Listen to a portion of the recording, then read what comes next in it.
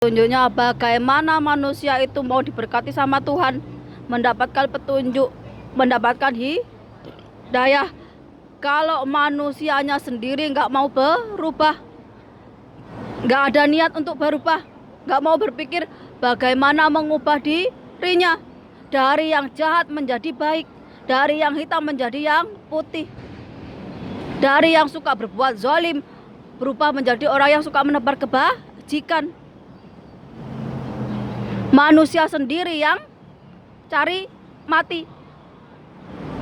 Mereka percaya sama Tuhan, percaya sama langit, tapi lupa bahwa manusia masih hidup itu di bumi, yang dia ketika hidup itu punya aturan, punya hukum karma, hukum tabur tuai.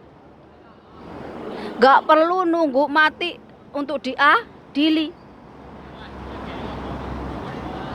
Orang kalau udah sombong, udah jumawa, itu merasa dirinya sempurna, merasa dirinya bersih. Kalau berbuat salah ke orang lain, gak bakalan mau minta maaf, apalagi sama Tuhan.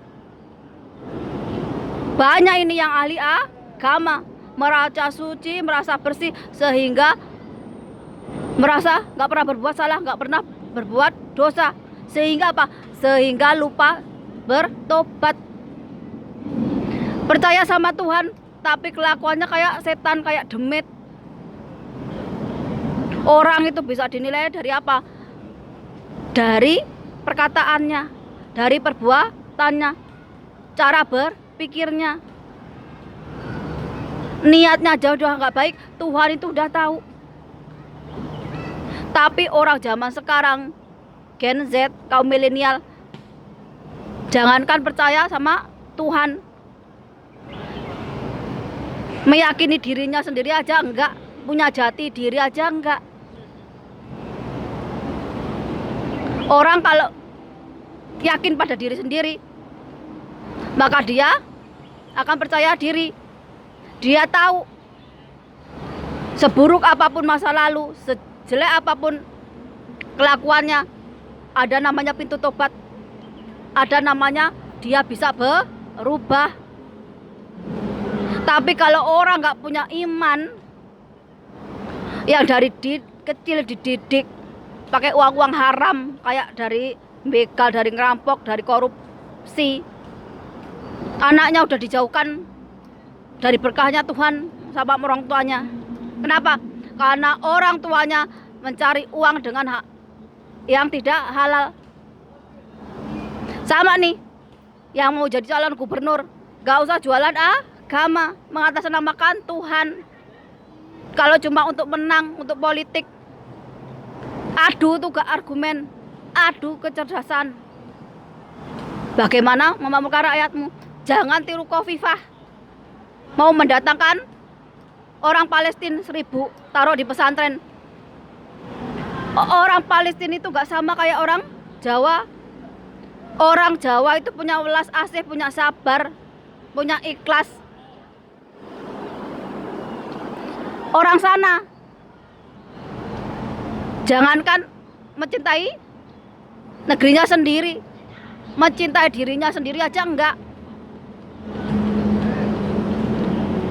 Kalau datang ke Indonesia akan sama seperti orang-orang Arab yang dulu-dulu itu.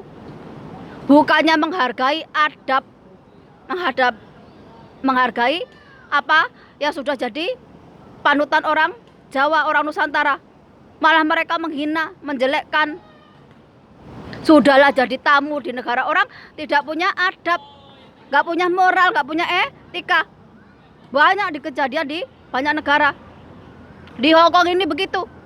Yang suka kencing di jalan-jalan, yang suka buang sampah sembarangan, itu malah pendatang yang dari segi akhlaknya rendah, segi moralnya rendah. Apalagi yang dari negara Islam. Karena apa? Karena dari negara Islam mayoritas miskin, gak mau makan haram, Tapi semua maksiat dikerjain, menghalalkan segala cara untuk ngisi perut.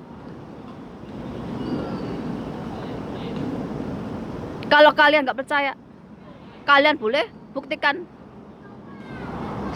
Kalian bisa nilai tuh orang-orang Arab yang ada di Indonesia. Bukan mereka berterima kasih sudah hidup enak di Jawa, di Nusantara, tapi marah, ngelunjak, malah menghina, menjelekkan tanah yang udah ngasih mereka kehidupan.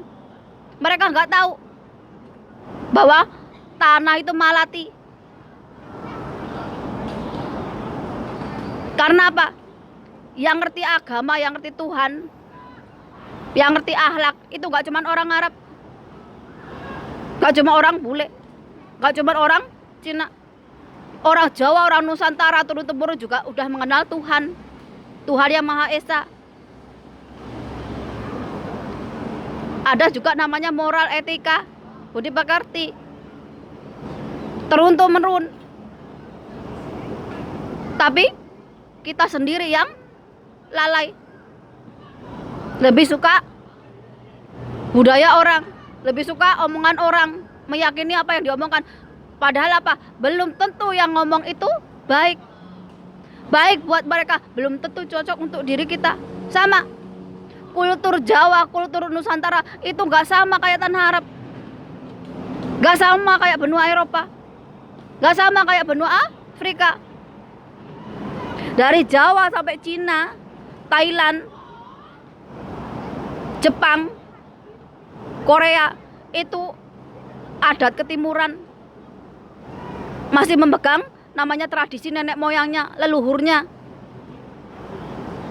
Jadi orang sini, orang Asia ini, dari Pulau Jawa sampai ke dataran Cina, Jepang, sebagainya ini, yang mayoritas beragama Hindu, Buddha, penganut kepercayaan, itu nggak gampang untuk dicocok hidungnya.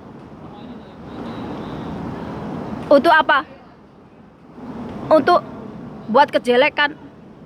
Itu kalau mereka mengikuti nenek moyangnya, leluhurnya, ngajarin apa diikutin, yang baik diikutin, yang jelek ditinggalkan. Tapi orang Jawa itu udah banyak yang lupa Jawanya, ke Arab-Araban. Malah nenek moyangnya sendiri, tanah Jawa sendiri yang dihina, disepelekan. Bangga dengan budaya, dengan omongan orang luar, tapi nggak percaya dengan dirinya sendiri, nggak percaya dengan nenek moyangnya sendiri. Miris. Makanya nggak heran pejabatnya korup, nggak bener, nggak adil, masyarakatnya rendah akhlak, rendah moral, rendah etika. Nyawa itu kayak nggak ada harganya. Perkosaan, pembunuhan. Mau jadi apa bangsa Indonesia itu? Negaranya nggak punya duit,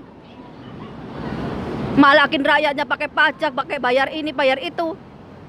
Uang negara habis dikorupsi. Rakyatnya keleleran ke negara-negara orang, sampai ninggalin anak, ninggalin suami bertahun-tahun.